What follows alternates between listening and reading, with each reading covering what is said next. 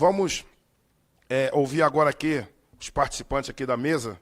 O senhor Gerson César Leão, coordenador geral da Associação dos Caboclos Ribeirinhos do Amazonas. Conheceu São Gabriel da Cachoeira? Não, essa ainda não.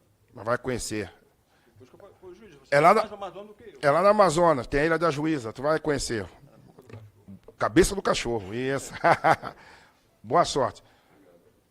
Você tem 10 minutos.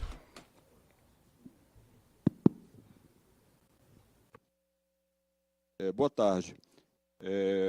Eu sou uma pessoa parda, que já tive uma cabeça cheia de cabelos, no momento é meio rareado, tenho 1,70 m de altura, sou relativamente magro e estou usando um paletó azul. Pois bem, eu estou aqui representando a Associação dos Caboclos e Ribeirinhos da Amazônia, que é uma associação de caboclo, porque é interessante saber... Posso dizer? Obrigado. É interessante observar esse aspecto sobre a questão do pardo. Pode passar o primeiro vídeo. Pois bem, o pardo, o caboclo, ele foi o primeiro pardo. Os portugueses chegaram aqui em 1500, daí foram, por volta de 1510 mais ou menos, eles foram fazendo aquelas feitorias, que era uma espécie de mistura de comércio com posto militar, que era uma forma de dizer, olha, tem português aqui, e foram se relacionando com as Índias. E foram surgindo os primeiros pardos, a partir daí. Pois bem, pode passar. Pois bem, uma coisa que é bom nós lembrarmos é o seguinte, o Brasil, quando os portugueses chegaram aqui, antes dos portugueses até terem chegado aqui, esse território do Brasil já tinha sido dividido entre portugueses e espanhóis. Portugueses e espanhóis. Então, a linha do Tratado de Tordesilhas marcava até esse limite. Quer dizer, então você pode observar, Brasília fica quase no limite, chegando já num território que pertencia à Espanha. O Amazonas, a região central, o Mato Grosso do Sul, o Rio Grande do Sul quase todo, o Acre, esses áreas todinhos eram territórios espanhóis. Eram territórios espanhóis. Ora, os espanhóis chegaram nessa área e começaram também a mestiçar. Os espanhóis chegaram, primeiro chegaram os espanhóis na América do Sul, eles chegaram ali pela América do Sul, e essa parte todinha do Brasil espanhol pertencia ao Peru. E aí houve um processo também de mestiçagem. Então você tem esses dois processos de mestiçagem que vão começando a gerar isso. Quando houve as bandeiras, os brasileiros, os portugueses e os mestiços também entraram em território espanhol e foram fundando, aí foram se misturando com os índios locais, assim eles foram gerando. Pois bem, por que esse quadro? Esse quadro é importante porque nós estamos lidando aqui com uma questão de legislação. Pois bem, os portugueses tinham já uma legislação que tratava sobre a identidade do mestiço. Havia leis portuguesas que falavam claramente. Por exemplo, teve um alvará régio de 1755, de 4 de abril de 1755, que o rei de Portugal incentivava casamentos com índios, e índias com portugueses.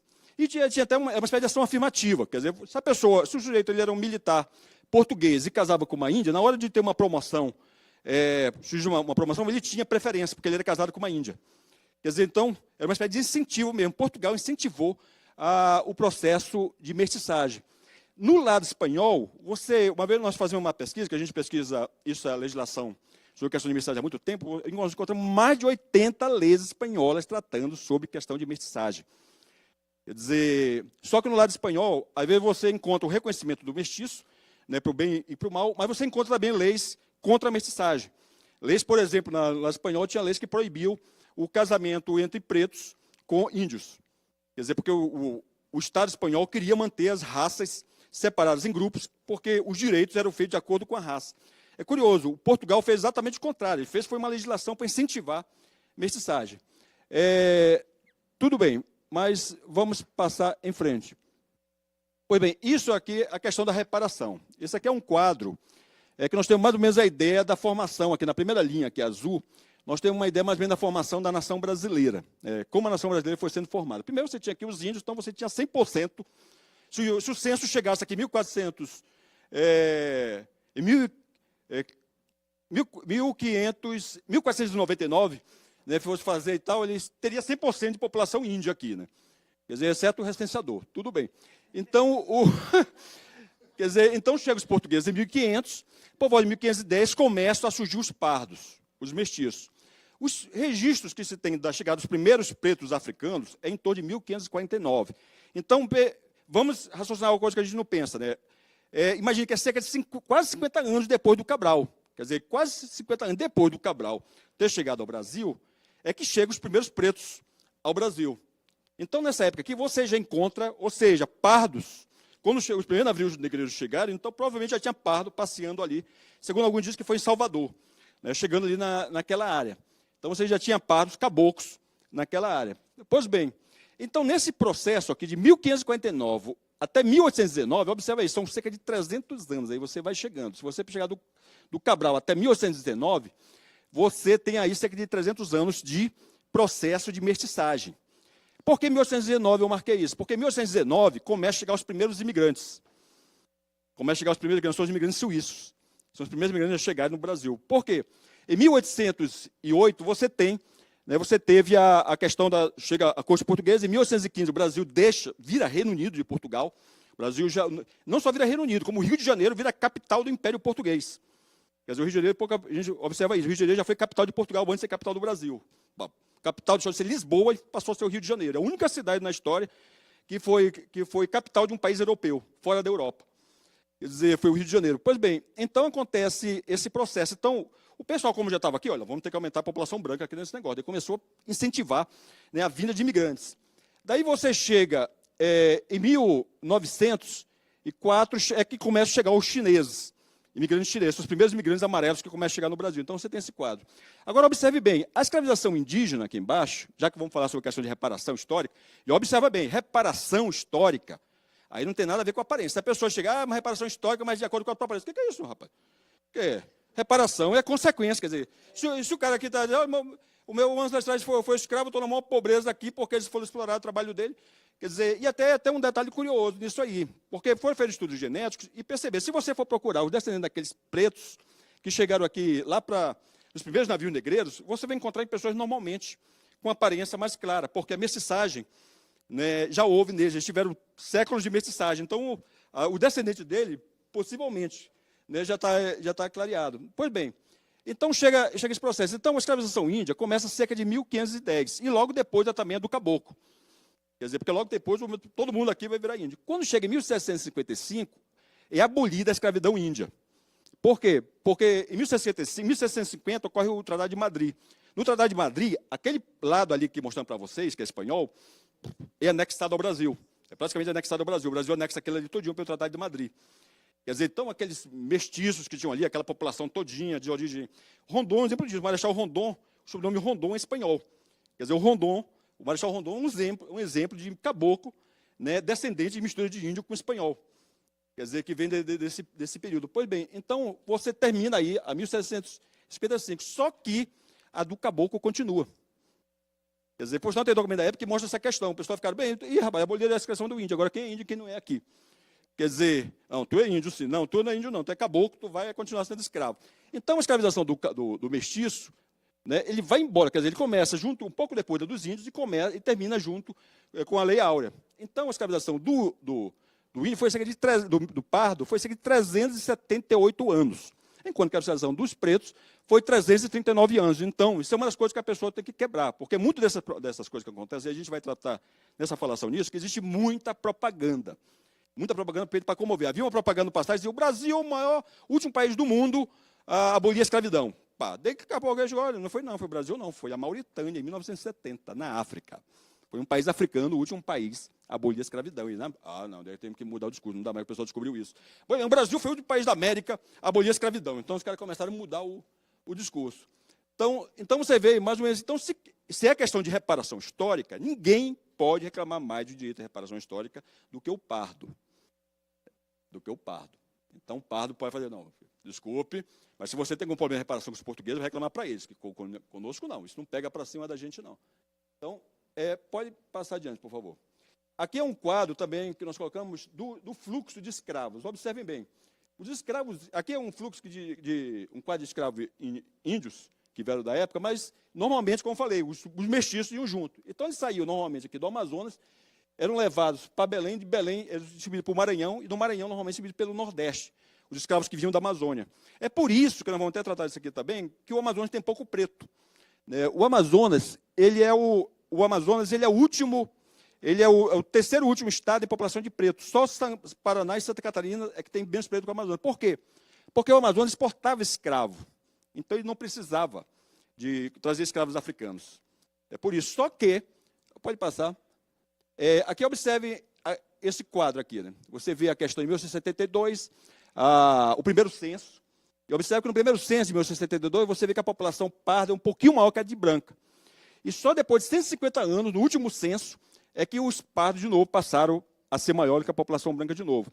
E aqui surge uma coisa que a gente vai tratar, vou tratar rapidamente depois, que é o seguinte, que quando acontece, se em 1972 você tinha ainda mais pardo do que branco, quer dizer, imagina a quantidade de pardo que havia em 1819, quando chegaram os primeiros suíços. Então você vê que a mestiçagem era altíssima. Quer dizer, exatamente em 2010 acontece pela primeira vez os brancos, depois desse processo todinho, né, que foi aumentando a população branca, eles se tornam menos da metade da população. Daí surge o Estatuto da Igualdade Racial, classificando pardo como negro. Quer dizer, daí agora, em 2022, que aparece outra coisa, surge a PEC do fim dos pardos. Quer dizer, algo meio estranho, porque será exatamente quando o pardo começa a crescer de novo, começa a aparecer legislação para acabar com o pardo. Não é meio estranho isso? Então, vamos passar adiante. Então, resumidamente, observe aqui resumidamente o projeto. Então, no projeto, você coloca preto e pardo no cabeçalho, na emenda do projeto, mas no texto fica a população negra. Observe a esperteza. Por quê? Porque quando o juiz for interpretar essa lei, ele vai dizer, não, realmente, está escrito negro aqui, só que na emenda diz que é preto e pardo, então esse negro aqui é preto e pardo. Olha, observe, se eles quisessem que realmente fosse só para negro, a gente colocava só negro lá em cima, na emenda. Ou eles colocavam preto e pardo aqui embaixo. Mas observe a maldade, a esperteza, desculpe a expressão, a malandragem de ter feito uma coisa dessa. Quer dizer, desculpe a expressão, mas passando adiante. Então, ocorre a fusão dos dois, e com isso você aniquila oficialmente o mestiço. Porque o Estatuto da Igualdade Racial ele é inconstitucional, ele é berrantemente inconstitucional. Mas com isso você torna ele constitucional. Quer dizer, então pode passar adiante. Pode passar adiante. Pode passar adiante. Isso. Quando eu vim passando para cá, eu estava vendo um detalhe curioso. Naquele corredor que fizeram ali para defender a PEC, só tinha foto de pessoas com descendentes de preto e de afrodescendente, né? Observa isso. Até aqui na propaganda da PEC já aparece isso. Quer dizer, observa ali. Não vi um com aspecto de um cara de caboclo. Eu não vi um. Por que o movimento negro não colocou um ali sequer? Um sozinho assim, um cara de caboclo. Com aquela cara de caboclo típico, com um cara assim de índio, que você não consegue confundir se ele é caboclo ou se ele é índio, pela aparência. Tudo de cabelo crespo lá na coisa. Então, pode passar adiante.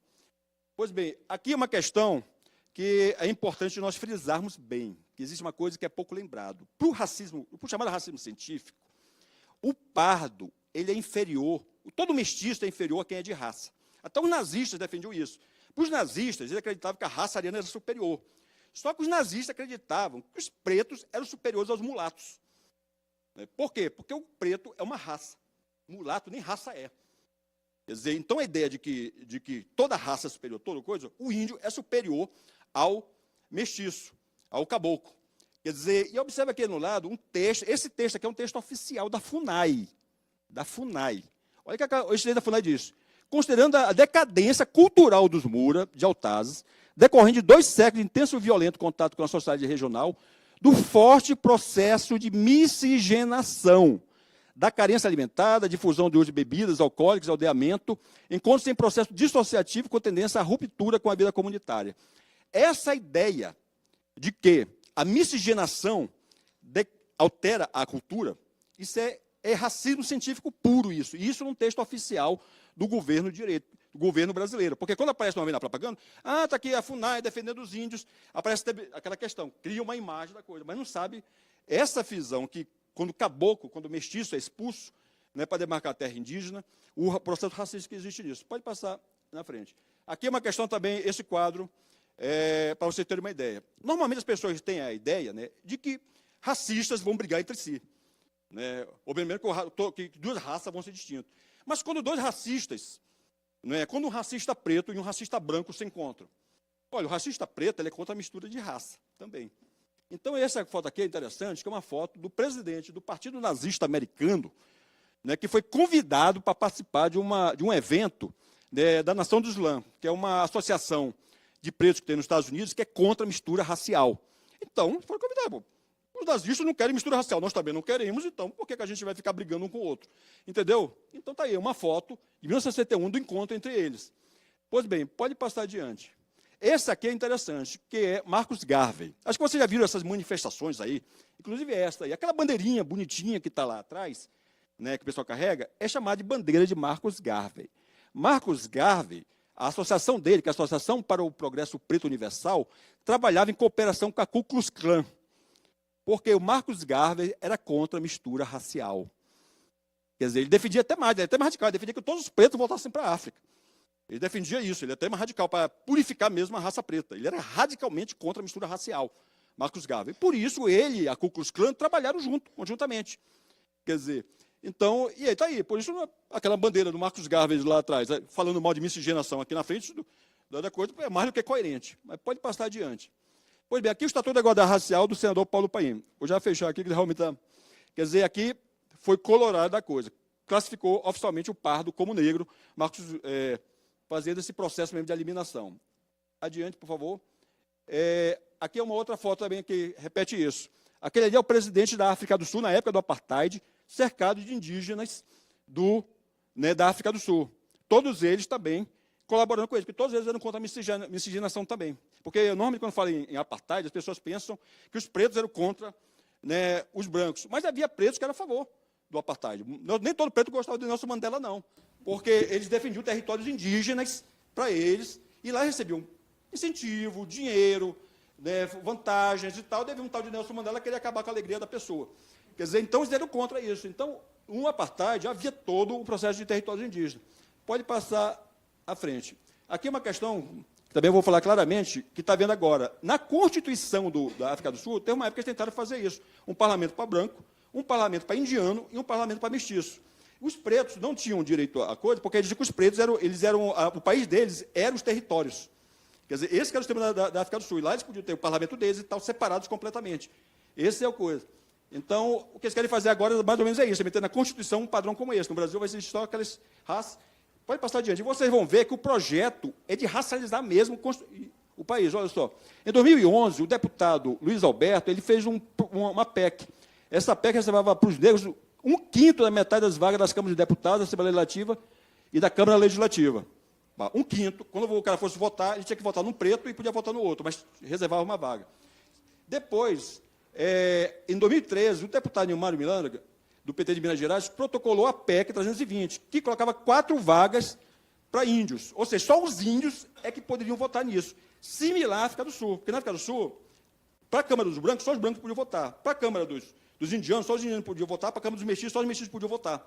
Ou seja, o mesmo modelo trazendo para dentro da ideia. Os índios, um deputado que só os índios podiam votar nele. Ou seja, você racializa o eleitor. O próprio eleitor vai ser racializado. Daí que, em 2018, o deputado Ângelo Vagnoni, do PT do Paraná, ele fez a PEC, o projeto de lei 3056, que criava territórios étnicos para imigrantes. No texto do projeto consta lá, a finalidade é a preservação da identidade racial. Entendeu? Então, observa bem, a ideia de racializar a nação brasileira não é de agora, não. É você que faz o próprio Estado ser racista, na própria estrutura. Pode passar adiante. Bem, aqui, da onde é que vem essa questão da coisa no Brasil? Isso aqui foi o deputado Florestan Fernando, do PT. Olha essa frase dele. O negro e o mulato são fermentos revolucionários tremendos na sociedade brasileira, na medida que eles não se segreguem, ou seja, na medida que o mulato e o preto não se vejam como grupos distintos. Quer dizer, e leve o protesto racial para dentro da luta de classe. Em outras palavras, você pega a questão racial e traz ela para dentro da militância de luta de classe comunista. Mas, para isso, eles achavam que o mulato tinha que se identificar como negro, para fazer um bloco só para eles não entrarem em choque. Então, observa bem, o deputado Flávio foi, por sinal, constituinte. Pois bem, então pode passar. Aqui é uma questão que, por exemplo, até o movimento Pardo Mestiço brasileiro, isso aí, mas eu vou citar. Na UFAM, Universidade Federal do Amazonas, eles colocaram no vestibular que o candidato à vaga dos pardos tinha que ter traços físicos negroides. Agora, imagina bem, isso aqui é um vestibular para o interior do Amazonas. O Amazonas já tem 14 pardos para cada negro. E esse pardo, normalmente, tem aspecto de caboclo. Então, chega lá o caboclo para pegar a vaga, né, preto de cabelo liso, né, porque caboclo tem cabelo mais caboclo mesmo, típico, ele tem cabelo mais liso que branco. Cabelo normalmente, aquele cabelo que escorre. Cabelo do grupo oriental, né, são bem liso mesmo. Então, chega lá, ele pega e é excluído do processo. E isso na Universidade Federal do Amazonas. Para vocês terem uma ideia, Boa Vista do Ramos, é uma cidade do interior do Amazonas, tem 92% de autodeclarados pardos. É o município do Brasil com o maior percentual de pardo autodeclarado. E Boa Vista do Ramos, um município completamente caboclo, praticamente. Agora, imagina chegando no vestibular, o da UFAM, lá para essas vagas. Por isso que está sobrando, às vezes fica sobra a vaga. Eles têm que trazer pessoas para poder encaixar essas vagas que ficam sobrando. E, mesmo assim, nós estamos abrindo está abrindo o processo na sua justiça para poder controlar isso aí. Então, pode passar. Aqui é a parte que nós vamos para vocês. É por isso que, nesse caso aqui, eu quero até destacar também esse detalhe. Quer dizer, dessa PEC do fim dos pardos, a gente foi fazer uma avaliação, teve 175 deputados que assinaram, que subscreveram. Então, nós fomos contar, vamos ver quantos brancos subscreveram essa PEC. Né? 106 eram autodeclarados brancos. Guilherme Boulos, estava lá a Érica Cocai, né? Estava um bocado desse pessoal lá assinando isso. Né? Ou seja, daí a gente coloca daí, por que não fizeram uma PEC do fim dos brancos? Hein? Né? Quer dizer, um deputado branco, ele faz uma PEC lá para acabar com os pardos, mas ele não mexeu na questão dos brancos, não. Né? Ele não mexeu na questão dos brancos, não. Quer dizer, a gente tem que perguntar para esse deputado, o senhor acha que o branco tem direito a ter uma categoria para ele, uma coisa, mas nós, os pardos, os caboclos, não temos direito à nossa própria categoria, não. Ou seja, branco é melhor do que caboclo? É preciso que esses deputados que subscreveram isso respondam isso. Eles acham que branco é melhor do que pardo, branco é melhor do que mestiço, branco é melhor do que caboclo, porque quando ele assina isso, ele está dizendo o seguinte, o branco tem direito a ter uma categoria. O mestiço não, o caboclo não. O caboclo ele tem que ser uma subcategoria. Né? Da mesma forma que a ideia que o racismo tinha da a raça tem que ter mais importante que o sub. Então, pode passar adiante. Então, encerrei por aqui. Espero que tenha sido serviço da falação e fico muito feliz pelo convite e agradeço a todos vocês. Obrigado.